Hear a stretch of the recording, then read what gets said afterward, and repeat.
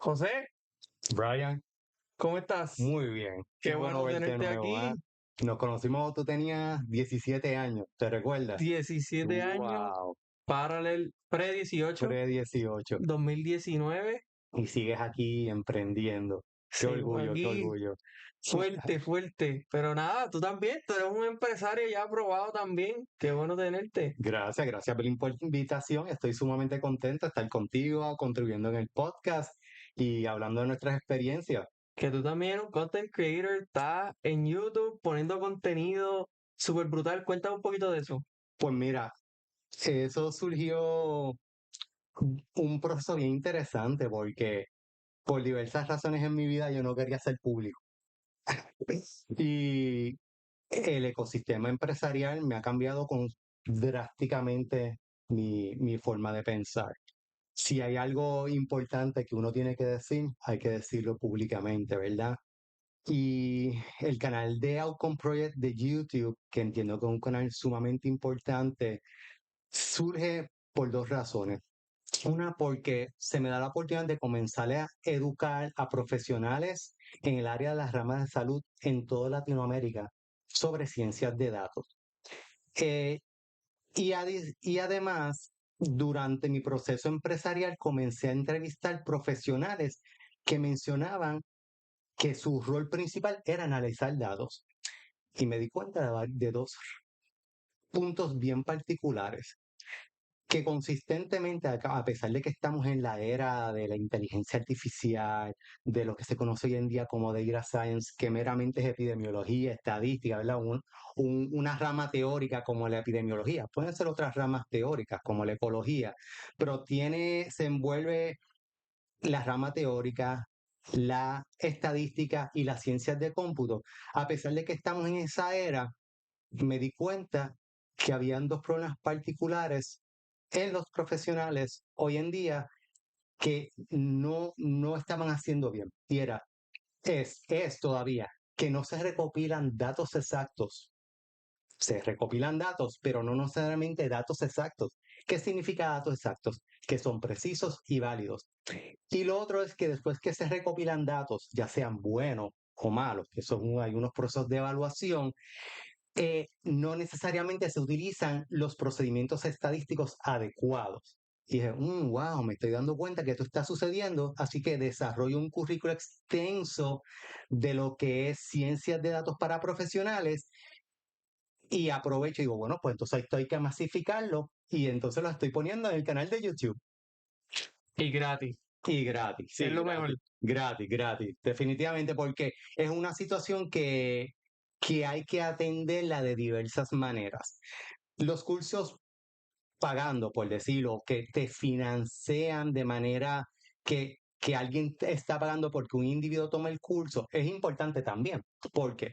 Porque en ese momento, como tú haces aquí, ¿verdad? En ese momento es donde el participante tiene la oportunidad de preguntar situaciones específicas de su problema.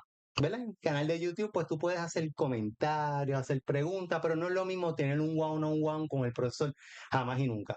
Tú te entrenas en YouTube, ves los videos gratis, pero siempre vas a necesitar un experto que te apoye en ese proceso de aprendizaje.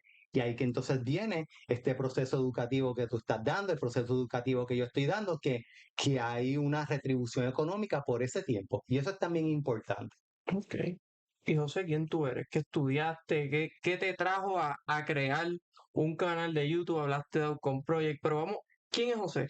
Mira, José Bartolomé, yo siempre he dicho, primero soy papá. Tener un hijo es una gran experiencia. Hoy en día, mi hijo Diego, está en la Universidad de Bentley estudiando finanzas.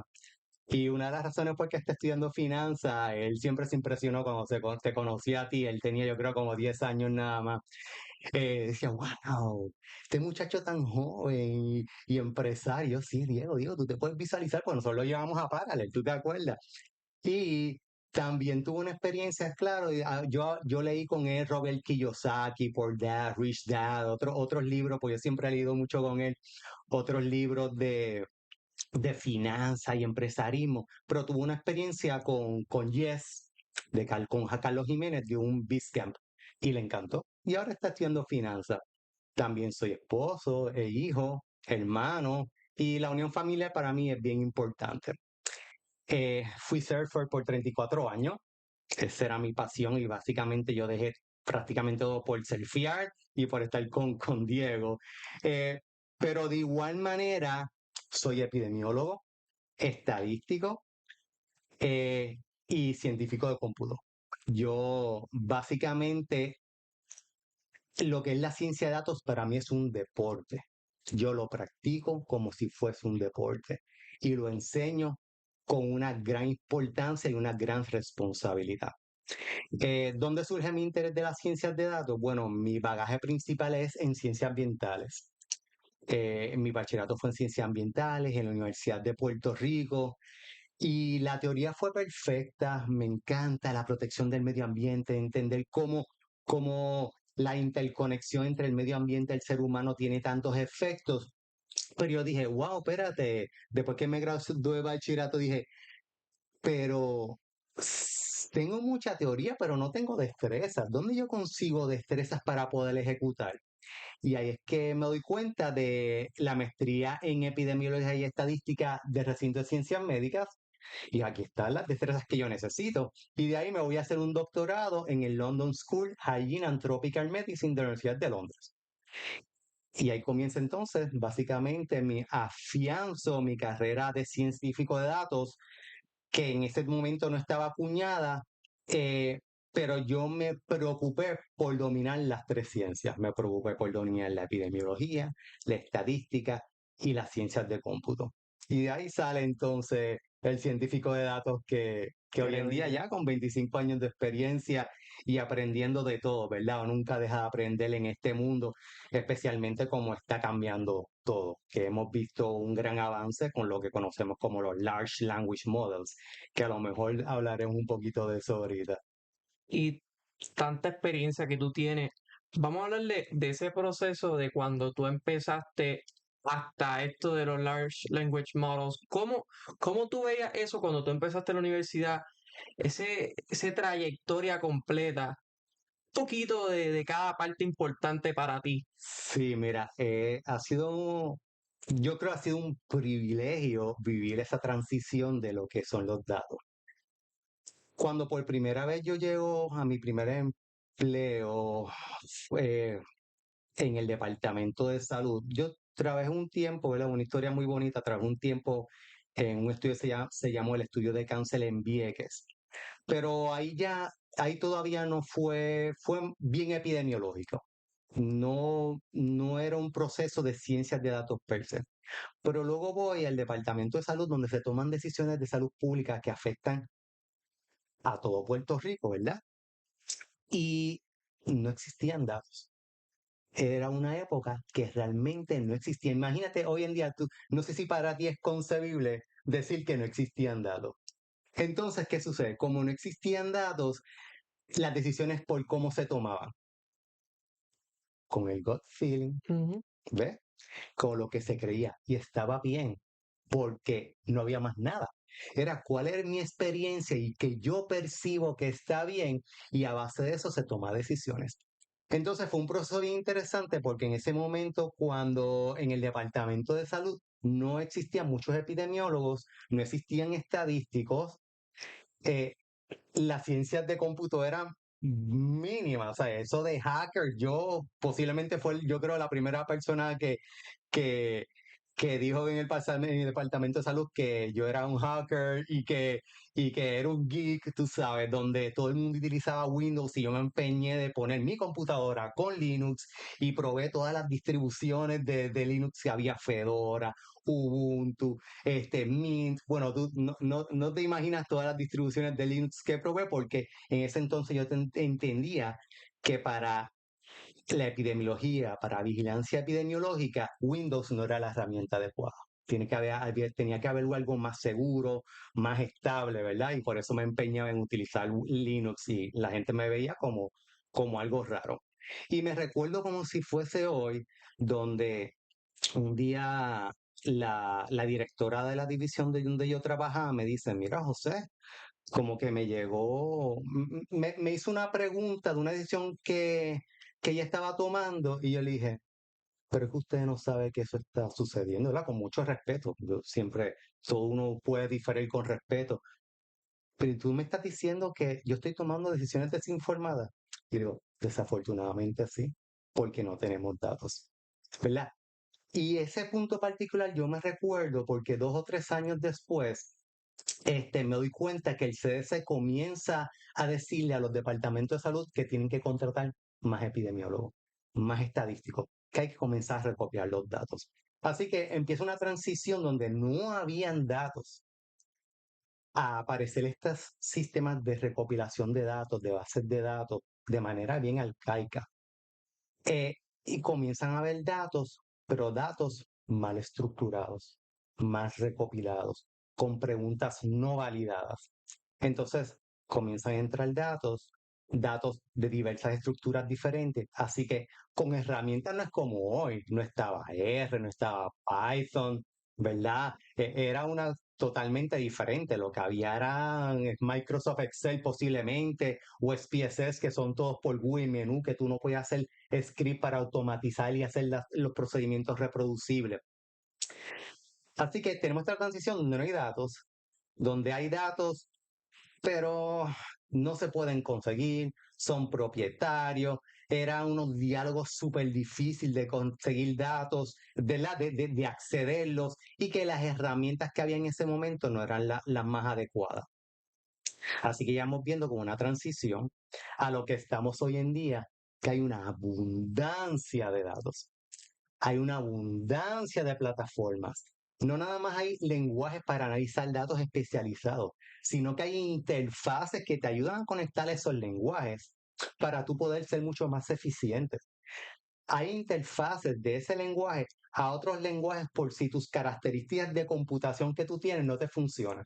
Por ejemplo, si tú estás utilizando R y Python y estás analizando una gran cantidad de datos y tú dices, wow, mi computadora se frizó.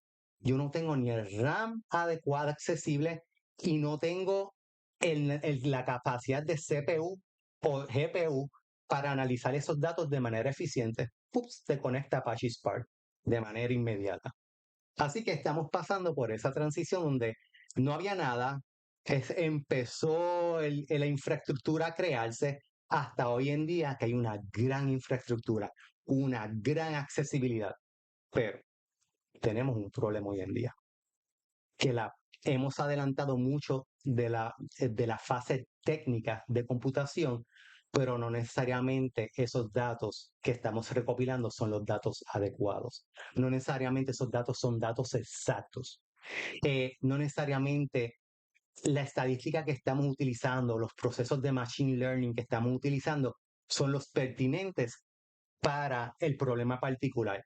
Entonces, ahí es donde comienzan libros como The Weapons of Math Destruction, donde la autora explica muchas de las situaciones que se están dando con productos de machine learning y inteligencia artificial, o la página web de Justice Leaks o The Future of Life, ¿verdad? Que son eminencias de la inteligencia artificial diciendo, güey, vamos muy rápido, no en términos tecnológicos, sino no comprendemos todavía que no necesariamente estamos haciendo las cosas adecuadas.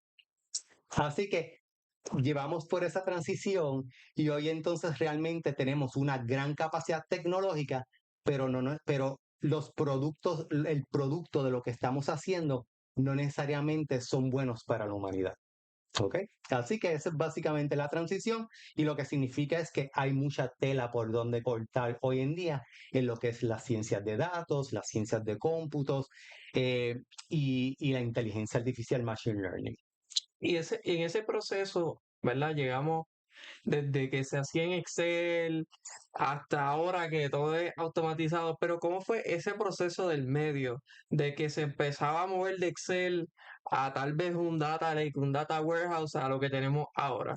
Pues mira, eso es una gran situación porque yo diría, y de hecho, el MIAL 34, Outcome Project y, por ejemplo, Deep Learning AI y otras instituciones que se dedican a educar tienen un rol bien importante porque utilizar Excel o un programa que sea basado en una interfase gráfica, GUI, que a los programadores eso es un no-no, ¿verdad? Por una gran cantidad de situaciones que sabemos que pueden suceder, como grandes errores en el copy-paste, en la falta de automatización, ¿verdad?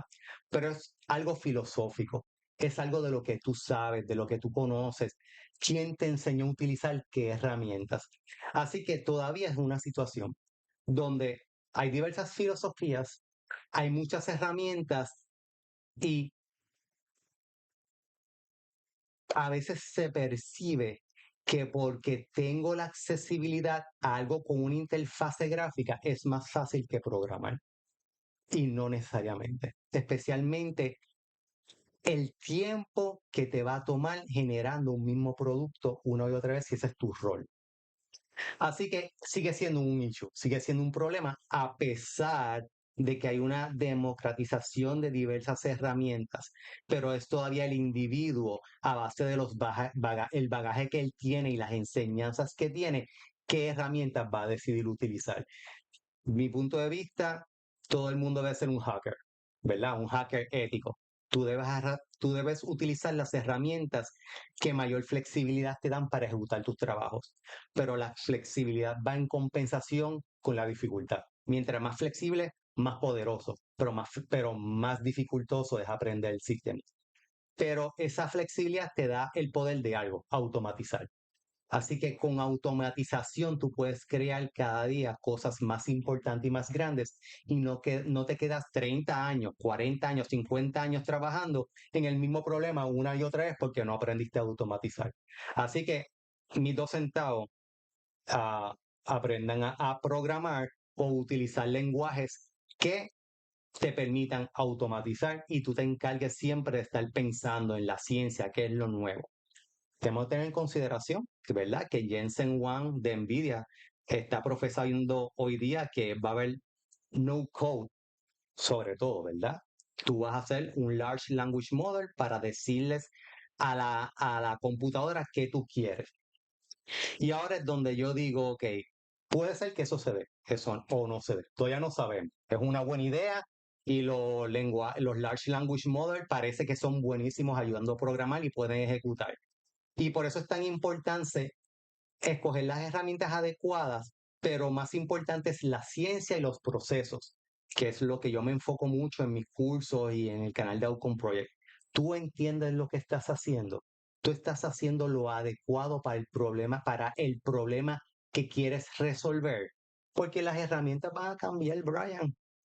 Oye, allá antes era Excel, después R, después Python o R, pero existe Julia, Octave, TensorFlow, Arrow, Apache Spark. Existen todas esas herramientas. La que tú vas a utilizar es la que te permite hacer la computación de manera más eficiente y escalable. Pero el problema no cambia. El problema es ciencia y cómo tú entiendes bien el problema que tú estás este, tratando de resolver y utilizas de manera adecuada la herramienta que te ayuda a resolver ese problema. Porque hoy día hay muchas personas que escuchan al CEO de Nvidia, dice, voy a perder mi trabajo de programador, los programadores se van a extinguir, un caos. Y por otro lado tiene los no-code tools, sí tiene los large language models, pero tiene los no-code tools. Y dice, no, pues yo voy a aprender no-code tools porque ahora es el futuro. ¿Qué tú le dices a eso? Que las herramientas van a cambiar si te enfocas en ejecutar lo que otro te dice que tienes que ejecutar. Y tu enfoque de aprendizaje es meramente yo soy el más duro en R. Al menos que tú estés desarrollando herramientas para ese lenguaje particular. No es ser el más duro en R, es ser el más duro en un problema teórico y cómo tú utilizas esa u otra herramienta para resolver en ese problema teórico. Así que adaptabilidad. No vas a perder el trabajo. Si esa persona ha llegado, donde ha llegado ese momento, es que tiene la capacidad. Ahora, si tiene la mentalidad de que aprendí esto, me voy a echar para atrás y voy a ejecutar esto toda mi vida, esas personas van a quedarse sin trabajo. Así que no es la herramienta, es el mindset, cómo tú piensas respecto a tu vida, a tu trabajo. Si tú no amas lo que haces, va a ser un trabajo. Si tú amas lo que haces, vas a estar el resto de la vida hasta los 70, 80 años produciendo, porque lo que tú estás ejecutando es un arte para ti. Yo te digo, yo entreno como deportista, ciencias de datos. Para mí es un deporte, porque me encanta. Y yo no me visualizo, yo me visualizo a los 80 años produciendo.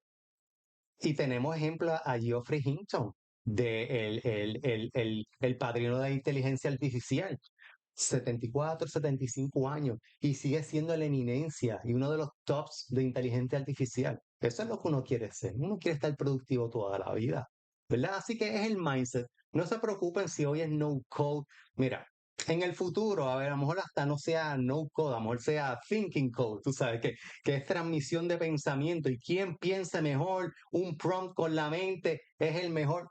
Pues hay que evolucionar. No sabemos cuál es el futuro, pero sí sabemos que hay que aprender a adaptarse, hay que tener miedo. La vida es de altos y bajos. Esa es la vida. Así que es mindset, mindset. Olvídense en que no code tools es coding también, de una forma diferente. ¿Cómo uno entrena como si fuera un deporte ciencias de datos? Oye, el otro día estaba escuchando a Andrew Ng, ¿verdad? Una persona muy famosa en todo lo que es Machine Learning e inteligencia artificial. Y voy a decirte lo que él dice. Él dice, le hace más o menos la misma pregunta. Y pues yo resueno con él porque es lo mismo que me encanta, ¿verdad? Yo entreno como deportista. Y él dice, todos los sábados, no importa que yo me levanto y estudio por lo menos 6 horas. No lo pienso. Yo sé que tengo que hacerlo para mantenerme relevante en la industria, porque todo está cambiando rápidamente. Tú entrenas como deportista. ¿Qué hace el deportista? Mira un deporte como,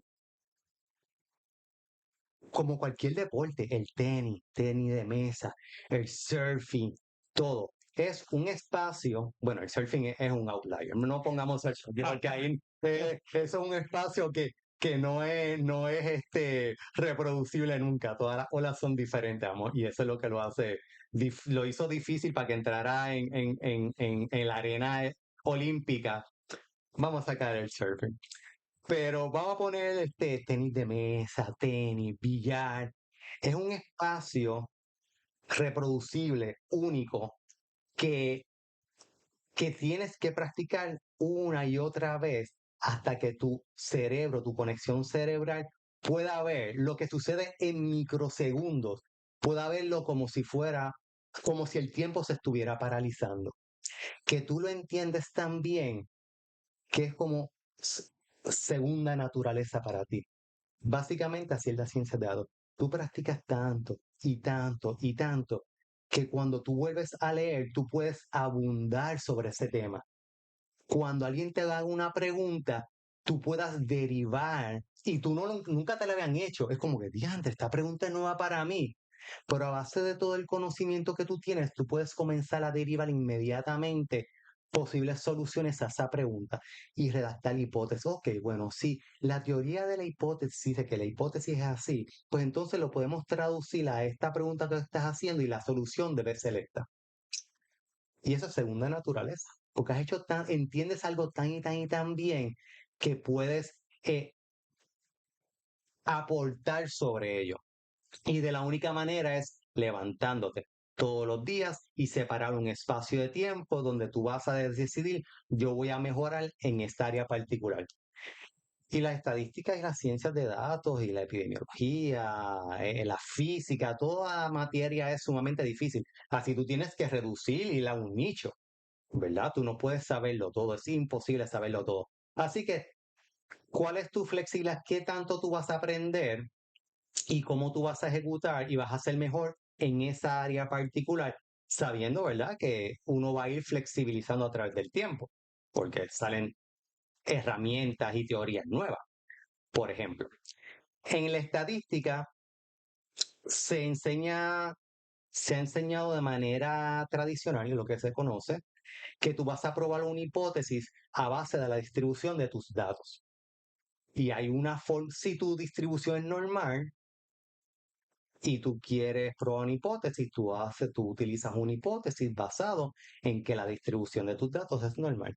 Si tu distribución es de Poisson, tú usas una hipótesis o una fórmula que te permita probar esa hipótesis a base de la distribución de Poisson.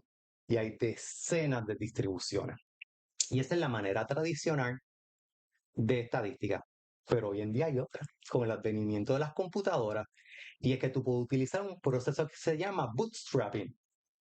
Y bootstrapping se basa en el teorema del límite de tendencia central, un teorema famosísimo en estadística. ¿Qué sucede? Ahora, si tú utilizas bootstrapping, que es un proceso de remuestreo, de resampling, tú no tienes que utilizar las fórmulas tradicionales para probar la hipótesis. Tú meramente utilizas un promedio del remuestreo de tu muestra y haces una distribución. Y esa distribución da la casualidad, o no la casualidad, por el teorema del límite central, que esa distribución de tus cálculos a base de muchas muestras va a ser una distribución normal.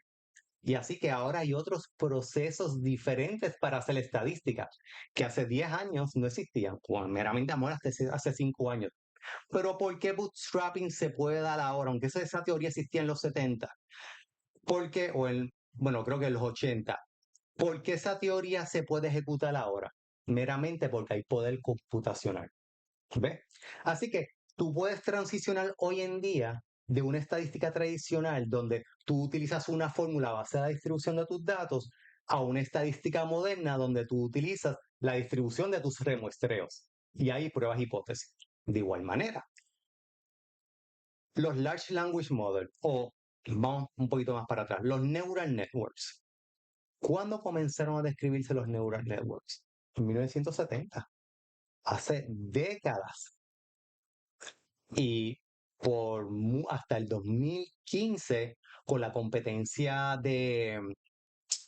se me olvidó el nombre del nombre, NMIS, exacto, la de NMIS, que es la de video, de clasificación de video y de high handwriting codes, eh, fue que se pudo probar que los neural networks eran eficientes. Desde los 70 que la teoría era la misma, no cambió nada. En términos de teoría, no en una que otra fórmula, uno que otros modelos que se van desarrollando.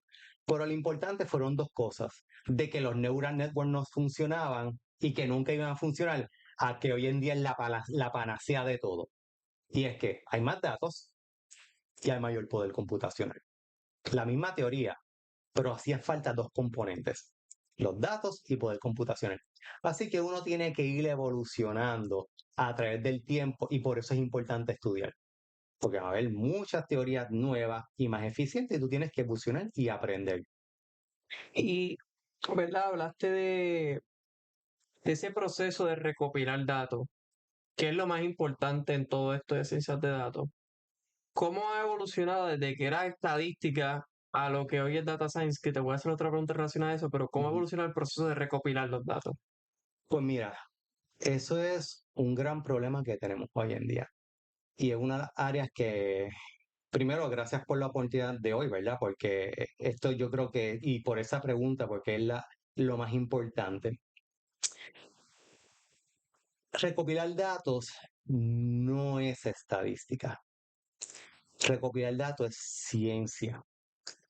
Y cuán preciso tú eres recopilando lo que tú tienes que recopilar es bien importante. En epidemiología se utilizan dos formas principales de recopilar la información. Esto lo podemos traducir a cualquier otra área. Es por medio de unas medidas cuantitativas, biológicas, como por ejemplo sangre. En la sangre tú puedes saber el nivel de azúcar, el nivel de colesterol y muchas otras medidas. Estatura, peso, ¿ok? Y puedo utilizar preguntas. puedo utilizar preguntas. Y no necesariamente porque tú utilices una regla para medir las estaturas o una balanza para medir el peso o realices una pregunta para ver si tienes la condición de diabetes, lo estás haciendo bien. Y el ejemplo más gráfico que yo te puedo dar es que válgame, cuando Diego, mi hijo, tenía 10 años, nosotros le llevamos al pediatra.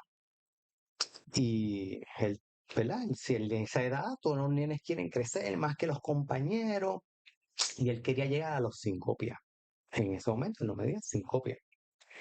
La enfermera viene y le dice, vente papito, vamos a medirte. Y la enfermera lo pone en la plataforma de medir, le pone las reglas, 5'3". Y él hace, qué bueno. Sexy, con el pecho bien arriba, papá, mido 5'3". Y digo, Dios, tú no mides 5'3". Y lo de la enfermera, venga, imposible que él mida 5'3". Porque de la última vez que vinimos a esta, no hay manera de que la curva de crecimiento fuera esa. Vamos a medirlo nuevamente.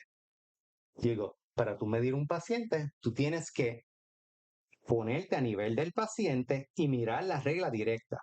Tenía 5'9", 4'9". Así que algo que parece tan sencillo había dañado a la escala de medición de ese muchacho. Así imagínate eso que se reproduzca consistentemente en una investigación. Cualquier tipo de investigación, no tiene que ser epidemiológica, estás sesgando los datos, estás cometiendo un error consistente. Y cuando nosotros hacemos investigación, una de las áreas que hacemos es entrenar, bien entrenado, a los encuestadores, que sepan qué rol de ellos.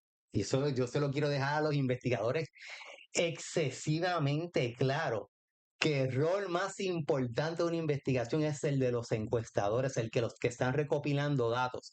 Porque si no hacen eso bien, no hay análisis estadístico que valga.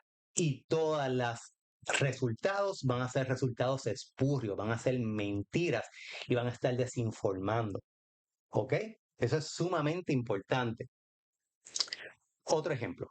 Voy al oftalmólogo y está a obtener un optómetra. Y está la ayudante del optómetra, que es la que te va a tomar la presión, te va a hacerlo, y esto fue hace menos de un año, o sea que lo de Diego fue ya hace, ¿verdad? 7 años, pero lo del optómetra fue menos de un año. Me toma la presión, 190/220, y ella lo pone en el chart. Y yo le digo, tú sabes que si yo tengo esa presión, tengo que estar en el hospital en este momento, ¿verdad? Ah, ok. Yo, what? Me hace una prueba de la presión de los ojos con espejuelos, por favor. Se lo decimos, ¿verdad? Al optómetra, mira, tu ayudante no está bien entrenada, tiene que entrenarla bien. Pero lo más triste de ese caso es que había una persona de edad avanzada allí, estaba en el teléfono sumamente triste, porque a pesar que ella estaba siguiendo las recomendaciones del médico, tenía la presión bien elevada y estaba asustada. Y el miedo asusta y el miedo eleva, ¿verdad? El susto eleva la presión. Así que esa persona a lo mejor estaba controlada, pero estaba descompensada en ese momento. Y yo le digo a la señora, ¿verdad? Escuché la conversación, yo no me gusta meterme en conversación ajena, pero la señora estaba descompensada y le digo, señora, no se preocupe, porque mi presión también está bien elevada y yo soy de presión bien bajita. Así que eso es erróneo. Ay, gracias, qué sé yo. Así que esta situación, Brian, la estamos teniendo consistentemente. ¿Y por qué yo sé que la estoy teniendo consistentemente? Porque estoy consistentemente haciendo Customer Discovery y haciendo preguntas con mis potenciales clientes, que son los profesionales los investigadores y profesionales de la salud que tienen ansias de ser data scientists o por lo menos entender el proceso de manejo, de recopilación, manejo, análisis e informe de resultados. ¿Ok?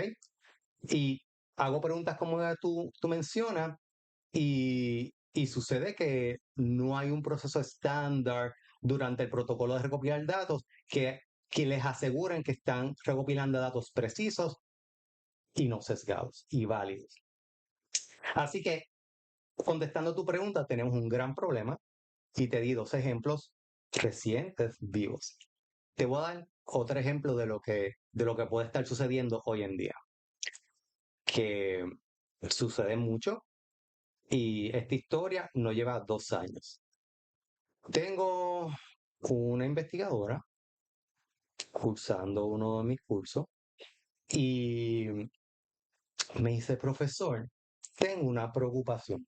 Ella es mayor que yo, tiene más experiencia que yo en el ámbito académico. Yo nunca he sido académico. Hasta ahora, ¿verdad? Que la vida me ha llevado a educar porque he detectado ciertos problemas particulares que se han perpetuado y mi rol es minimizar esa desinformación. Me dice, profesor, esto es un curso de modelos, de estrategias para hacer modelos de regresión lineal. Y me dice, profesor, mi jefe vino de institución académica fuera de Puerto Rico, a un país latinoamericano, me tira, así me dice, me tira este flash drive en mi mesa y me dice, ahí hay unos datos, mira a ver qué puedes publicar con ellos. Y yo la miro y le digo, yo no haría ese trabajo. Pero ¿cómo sé el profesor si me encomendaron eso? Ok, quien te dio los datos, dale la siguiente pregunta. O yo le dije a ella, le pregunté a ella, ¿te entregaron un diccionario con esos datos? No.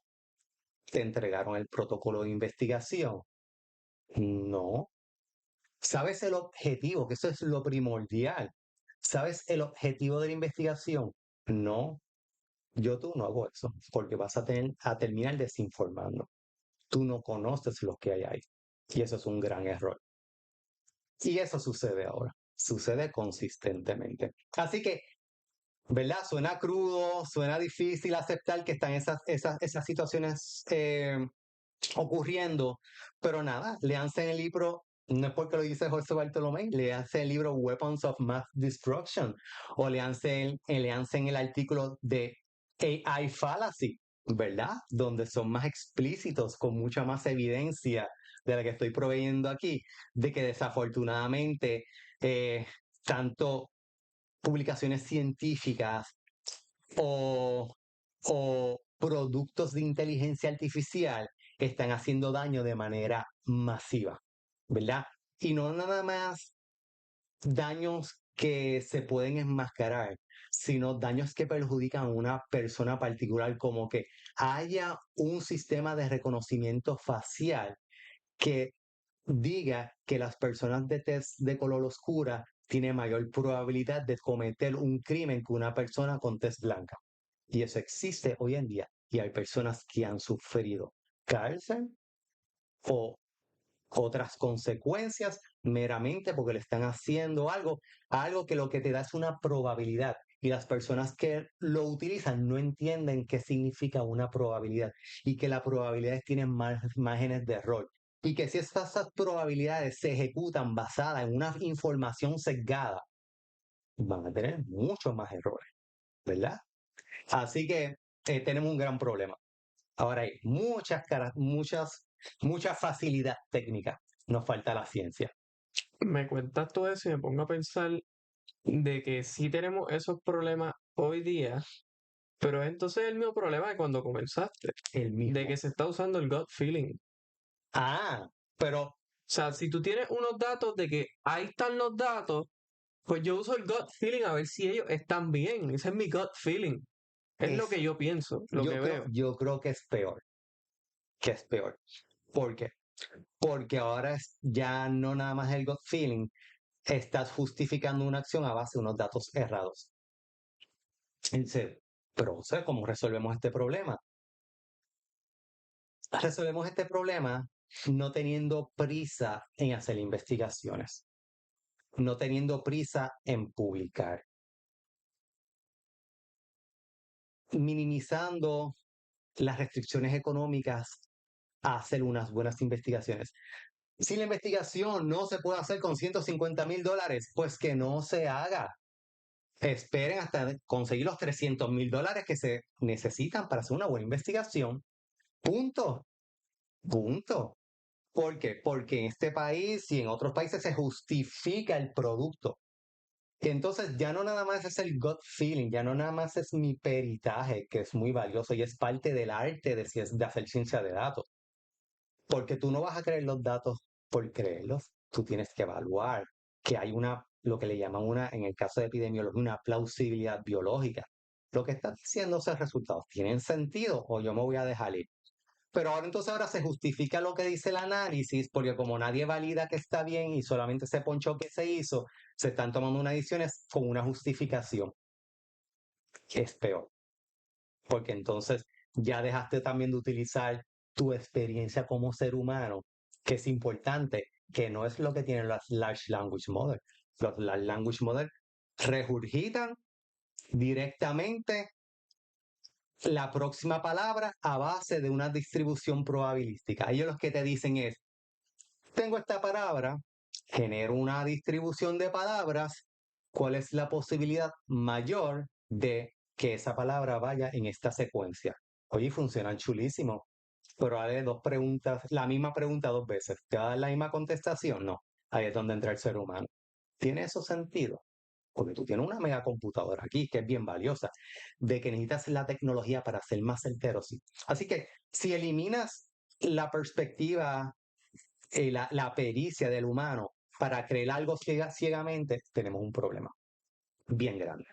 Yo creo que viene del hecho de que una de las cosas fundamentales de la estadística es que no hay algo 100%.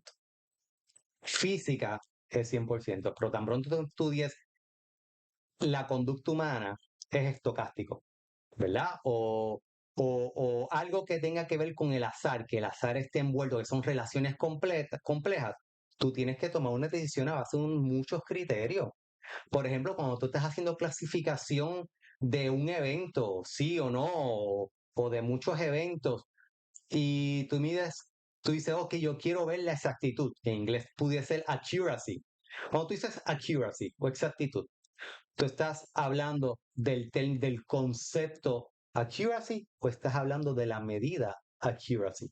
Son dos cosas diferentes. Tú quieres que tus datos sean exactos, pero cuando tú hablas de exactitud en medida, esa medida no necesariamente es la más adecuada. Esta exactitud, esta precisión, esta sensitividad o sí, sensibilidad de la prueba, el valor predictivo positivo, valor predictivo negativo, falsos positivos, falsos negativos. Todo eso tú tienes que tener en consideración para entonces decir que la clasificación que yo estoy haciendo es la adecuada. Y no todas las medidas son las que son para cada caso particular. Una medida para un caso particular puede ser la accuracy chévere, pero, pero si tenemos una distribución de la respuesta desbalanceada, lo que llaman distribución desbalanceada en la respuesta, pues ya entonces la exactitud no es la medida adecuada. Tú tienes que buscar otras medidas que te compensen por, por ese desbalance o hacer lo que se llama un downsampling, ¿verdad? Extraer y balancear esa respuesta. Es un mundo, es un mundo. Entonces, el científico no digo que todos los científicos son malos, ni que yo todo perfecto, imposible, porque ahí donde entra la colaboración, en que tú eres experto y en que soy experto. Pero debemos asegurarnos que la publicación que ejecutemos ha pasado por los procesos adecuados y que publiquemos única y exclusivamente cuando nos aseguramos que los procesos están bien balanceados, o sea, que los procesos están bien validados. Y si quieres escuchar un poquito, ¿verdad? Si la audiencia quiere escuchar un poquito más sobre esta problemática, hay una conferencia, ya tiene varios años, como 10 años, del profesor Frank Hatter de Vanderbilt University. Se llama Information Allergy y va mucho más al detalle de lo que estamos hablando. Que no es que nada, es nada más mi percepción que se está publicando demasiado por publicar, sino que él va y buscas publicaciones particulares y demuestra cómo esas publicaciones no tienen unas rigurosidades científicas necesarias para ser publicadas. Eh, este, y él tiene un blog muy bueno también. El profesor es un programador de R espectacular también. el doctor Frank Harter Jr. Sí, Y ahí viene, eh, digo yo un poquito más adelante, ¿no? De todo esto de que regulen inteligencia artificial, regulen los large language models, pero yo pienso que debe haber algo también para poder regular la data como tal. O es lo sea, primero. de que si, mira, yo voy a utilizar esta data, ok, esta data fue validada por este ente que diga, ok, ya fue validada, la puedes utilizar. Es, Para evitar eso de que se hagan falacias. es lo primero. Es lo primero. No hay estadística que valga. No hay proceso de computación que valga sin esos datos tan malos. De hecho, de ahí es que se origina, bueno, de eso, uno de los pivots que estamos haciendo sale de eso, uno de los pivots que estamos haciendo con Pred, además de la parte educativa, pero también de ahí es que se origina la compañía Scale AI, no sé si la conoce. Scale AI se, que tiene unas controversias, ¿verdad?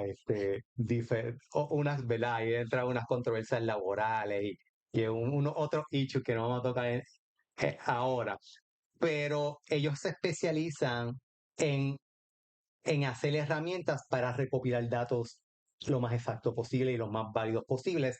Ellos comenzaron con si mal no me recuerdo, con el área automotriz, pero están tocando otras áreas, Evolucionando, ¿no? evolucionando otras áreas para recopilar datos exactos y válidos en diversos campos. Pero empezaron en el área automotriz, ¿verdad? Con la perspectiva de que self-driving cars era algo importante en el futuro, que ha sido más difícil de lo que se esperaba.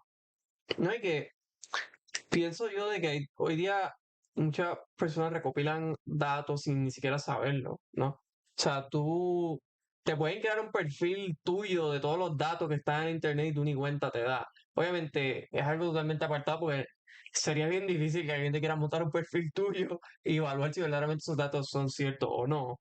Ujú. Pero tú sabes, es algo que hasta las mismas compañías recopilan datos de cosas que no saben. Tanta papelería que tienen guardada en un archivo y si lo digitalizan pueden saber tanta información de sus clientes años, porque son compañías que llevan 20, 30 años que Claro, empiezan a lo otro es digitalizar que eso. están bien recopilados los datos, es lo Ujú. otro, ¿verdad? Porque pueden tener muchas cosas en papel, pero esos datos están bien recopilados. Volvemos al punto número uno. Al punto número uno, mira, digamos que las preguntas, vamos a hacer una encuesta, que las preguntas están validadas y aculturalizadas. O sea, que las preguntas que tú diseñaste son aprobadas por la Academia Internacional de Preguntas del Universo. Es la que hay que hacer. Y la población a que tú las quieres hacer, esas preguntas son las adecuadas para esa población. Pero si tú haces un muestreo por conveniencia, que es que lo que significa es que tú no tienes el universo, tú no haces una muestra probabilística de a quién tú le vas a hacer las preguntas. Si tú lo que haces una encuesta un muestreo por conveniencia, ¿qué significa eso? El que venga para acá a contestarle la pregunta, pues bien, y el que no la quiera contestar, bien también. Eso se llaman datos sesgados. Así que tú tienes datos precisos y con una alta posibilidad de tener datos sesgados. Por lo tanto, los resultados que tú estás haciendo no van a ser representativos de la población que tú querías representar. Ahora te pregunto a ti, ¿cuántas encuestas en Puerto Rico se hacen de esa manera? Un montón. Todos los años se hacen muchísimas.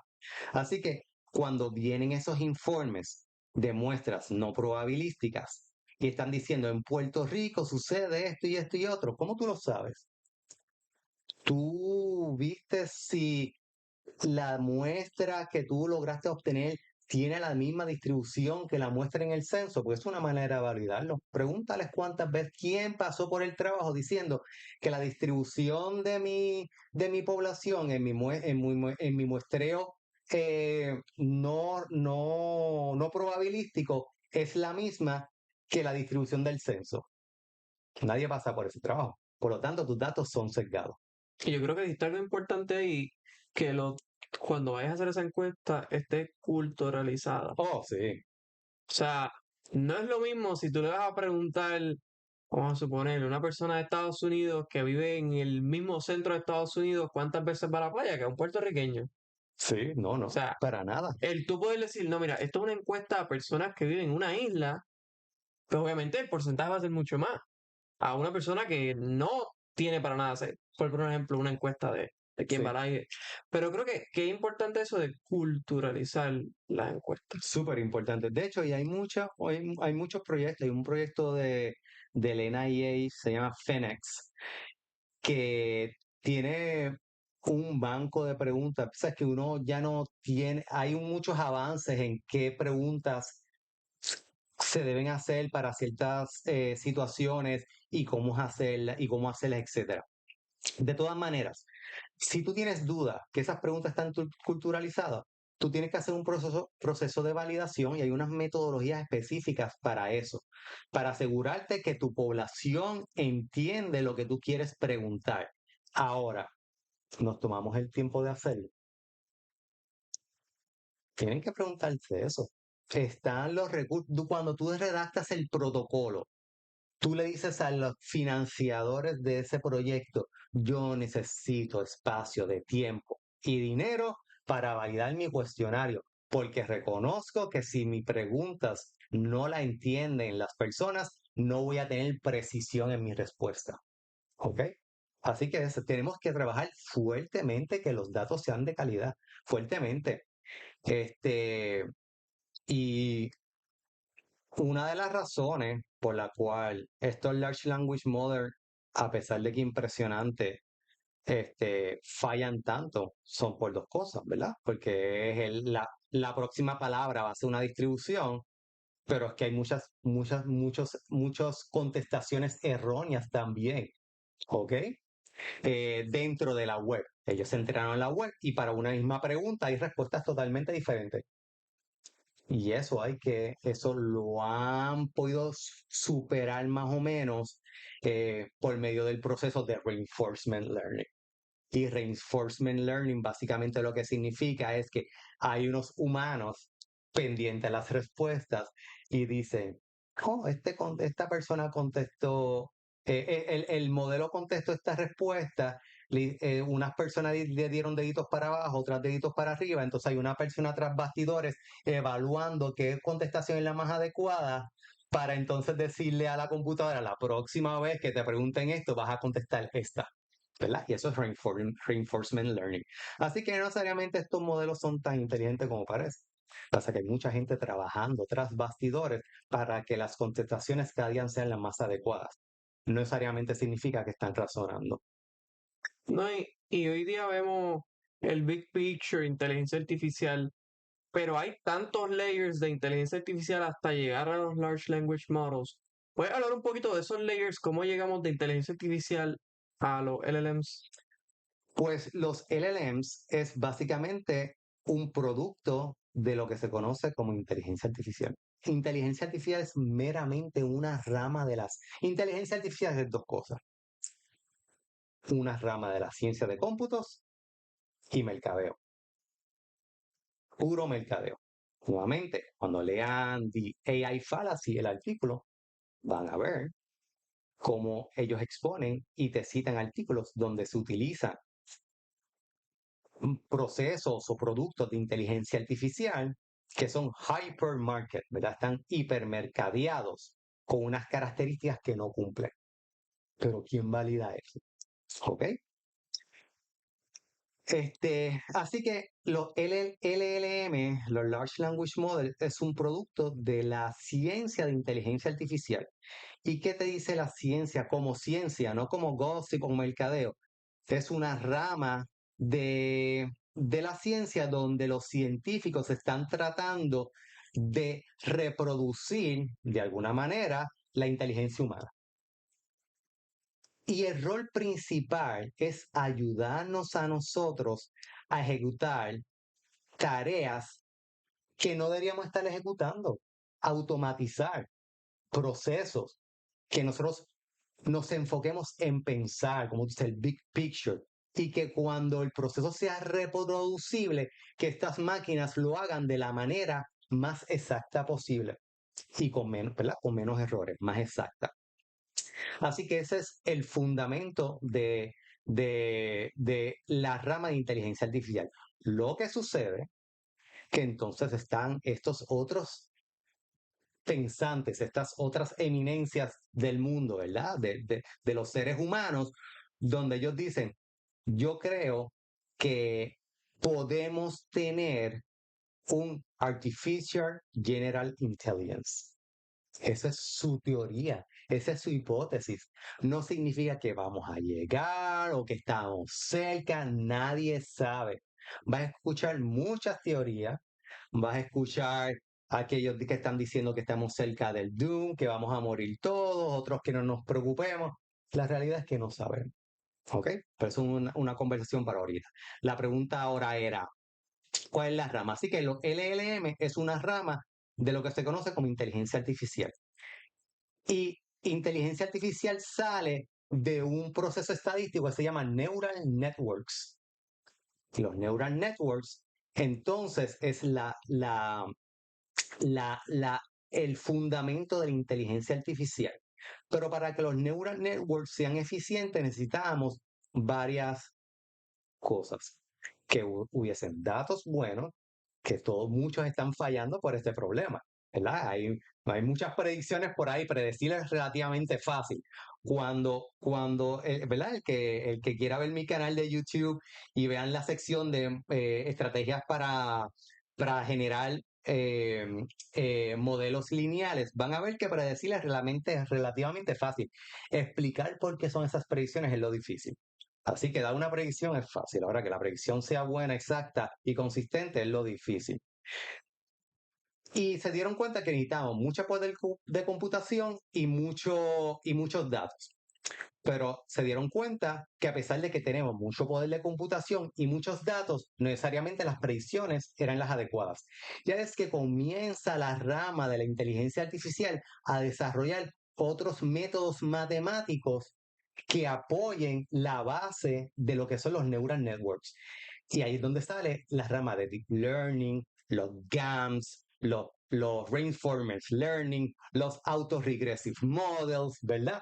Porque es lo que ellos hacen, porque estos científicos matemáticos dicen, tenemos esta como se ha dado a la estadística siempre, es el mismo proceso. Tenemos estas predicciones o estos resultados. Estos resultados tienen unos márgenes de errores que no son satisfactorios. ¿Cómo podemos reducir esos márgenes de errores? Pues vamos a la ciencia de la matemática, de las estadísticas para desarrollar nuevos modelos matemáticos. Y estos modelos matemáticos dicen, estos modelos matemáticos me reducen el error, pero en estos eventos particulares. Si me voy a otra distribución o a otro problema, necesitamos otros modelos matemáticos que no existen. Así que están estos científicos, matemáticos, académicos, teóricos que dicen, ok, pues vamos a atacar este problema particular y se desarrollan otra fórmula particular. Así que hoy Artificial Intelligence es una gama de algoritmos matemáticos basados en mejorar lo que son los neural networks. Y han dado unos resultados interesantísimos, pero que fallan consistentemente. Y yo quiero que todo el mundo se dé cuenta que parecen impresionantes, pero fallan consistentemente. ¿Ok? No necesariamente hay una teoría que dice, no todos los modelos son buenos para todos los datos. ¿Qué significa eso? Que tú puedes tener un modelo de regresión lineal múltiple, relativamente sencillo, versus un neural network, que es lo que le llaman una, eh, un proceso de estimar función, un estimador de funciones universal. Y ese modelo de regresión lineal simple puede ser más poderoso que el neural network. ¿Ok? Así que tú tienes que saber qué herramienta estadística tú vas a usar para qué. Y entonces básicamente eso es inteligencia artificial, neural network y muchas funciones matemáticas que te ayudan a minimizar el error para unas consideraciones, para unos problemas particulares en específico. Es una ciencia como cualquier otra, que suena fancy, suena bonito, chévere. Que algún día haya tanto poder de computación y haya tantas funciones matemáticas adecuadas que puedan pensar las computadoras. A lo mejor, quién sabe, tú no sabes. Ya hemos probado, el ser humano ha probado hacer grandes cosas en el mundo. Y esa es la razón de ser humano, ser creativo y sobrepasar los límites que habíamos antes pensado. Y se preguntan, ¿qué fue lo del un tópico que trajiste ahorita? Vamos a entrar ahora. Nos preocupamos porque esta inteligencia artificial hipotética nos va a destruir. Pues yo diría, mira, es como preocuparnos hace 100 años atrás que íbamos a volar por los cielos y podíamos caer y morir todos. Necesitamos regulaciones, punto. Hacer que esta máquina funcione como deseamos funcionar. Ah, que nos puedes engañar, que se puede poner más inteligente que nosotros. No sabemos. Entonces tú vas a parar el potencial humano por unos miedos que siempre han existido a lo desconocido. Yo no creo que es justo. Lo creo que sí que debemos ser responsables, que son dos cosas diferentes. Debemos ser responsables tanto como la industria automotriz y la industria de la aviación tiene unas regulaciones. La industria de inteligencia artificial debe tener unas regulaciones. Y si no se siguen esas regulaciones, deben ser altamente penalizadas, porque mira lo que está sucediendo con la Boeing hoy en día. La Boeing tiene un problema grandísimo porque enmascararon fallas, se enfocaron en profit y han muerto cientos de personas en aviones fallidos. Eso no debe suceder, ¿verdad? Así que yo no me preocuparía tanto por el doomsday. Eh, y si llegase, pues a lo mejor fue porque no hicimos las cosas correctas y todo tiene sus consecuencias.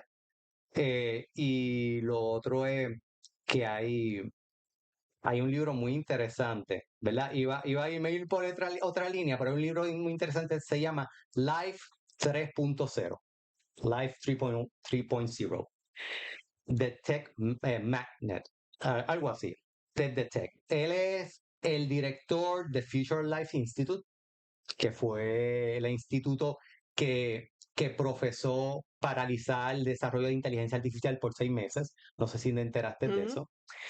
Pero también es profesor de MIT, de física e inteligencia artificial. Buenísimo. Entonces, este libro te habla de 7 posibles escenarios de qué sucedería si existe un Artificial General Intelligence, AGI. AGI. Así que ustedes, si ustedes quieren ver cuáles son los posibles escenarios, los buenos, malos y los catastróficos, pues léanse en el libro Life 3.0.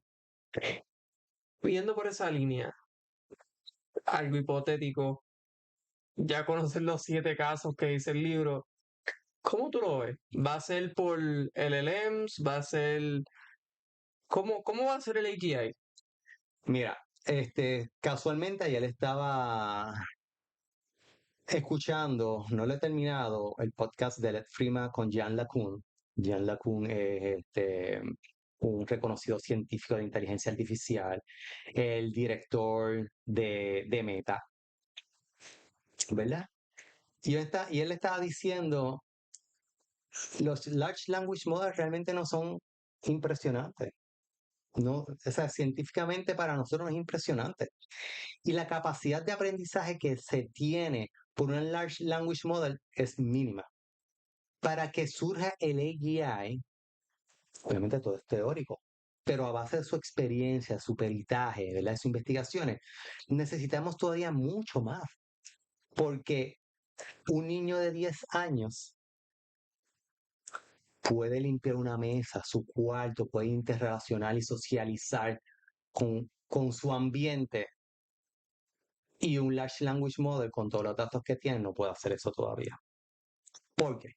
Porque hay muchos procesos de aprendizaje de cómo el ser humano aprende, que no necesariamente va a ser la forma en que la computadora aprende. Estamos asumiendo, se está dirigiendo que las computadoras van a aprender como nosotros aprendemos, a base de conexiones neuronales, sinapsis, pero no necesariamente, a lo mejor ellos tienen otras formas diferentes de aprender. Pero a hoy en día a la inteligencia artificial le hace falta aprender y mezclar video, texto, audio, cinético. Así que antes, pienso yo, a base, ¿verdad?, de estos teóricos, escuchándolos a ellos, antes de que haya inteligencia artificial, estos sistemas deben consistentemente poder recibir estos inputs, ¿verdad? El input es todo lo que tú recibes sensorialmente, aprendizaje de diversas áreas al sistema, ¿verdad? Tiene que haber texto, tiene que haber video, tiene que haber interacción, tiene que haber audio, una forma de razonar lo que está sucediendo, que ya es la parte de aprendizaje. Y reconocer que a pesar de que reconocer que a pesar de que tiene toda esa información, lo que van a predecir en el futuro no necesariamente va a dar. Estos sistemas tienen que entender que por más predicción que ellos hagan, esas predicciones no van a ser perfectas y que la predicción no va a tener que hacer a largo plazo. Yo no sé las preguntas que tú me vas a hacer hoy, así que yo necesito ir a base de mis experiencias, conocimientos y buscar la contestación adecuada. Yo no pude haber predecido porque no había un plan de esta conversación. Así que estos sistemas tienen, escuchando a Jean LeCun, estos sistemas tienen que entender, razonar, de que por más cómputos que hagan, realmente va a ser un waste of energy, van a estar gastando energía. Y ellos tienen que esperar, ver el input, razonar, hacer un output, ir paso a paso como hace el ser humano. Entiendo, no te voy a dar predicciones porque yo digo las predicciones, pues las predicciones a base de datos, pero ahora mismo no tenemos AGI. Si OpenAI, Microsoft, Google tienen la panacea ya, ¿verdad? Y ya lo resolvieron, no lo quiere decir, eso es allá ellos, Ujú. ¿verdad? Pero yo, y escuchando a muchos científicos, yo entiendo que falta mucho todavía por un AGI. No sé si va a haber un AGI en algún futuro. Y por lo único que me preocuparía es por hacer una industria regulada y democratizada, que todo el mundo tenga acceso a este nuevo poder, pues son muy útiles en ciertas áreas y muy peligrosos en otras áreas. Y todos debemos tener acceso a eso y no que se lucren solo unos pocos, que es lo que está sucediendo. Por suerte tenemos a ciertas instituciones como Hugging Face, Meta, que están poniendo en GitHub y en otras fuentes de otros repositorios accesibles estos modelajes, y por eso es que vemos consistentemente saliendo productos a base de sistemas open source. Y yo creo que va a parecer redundante, pero volvemos a los datos de cómo el AGI o los mismos LLMs recogen los datos, porque pues ahora mismo son datos estructurados o no estructurados. Ujú. Y es bien fácil, pues, tú conseguir datos estructurados, pero datos no estructurados es mucho más difícil tú poder darle ese input a la computadora. Un video, una foto, sonido.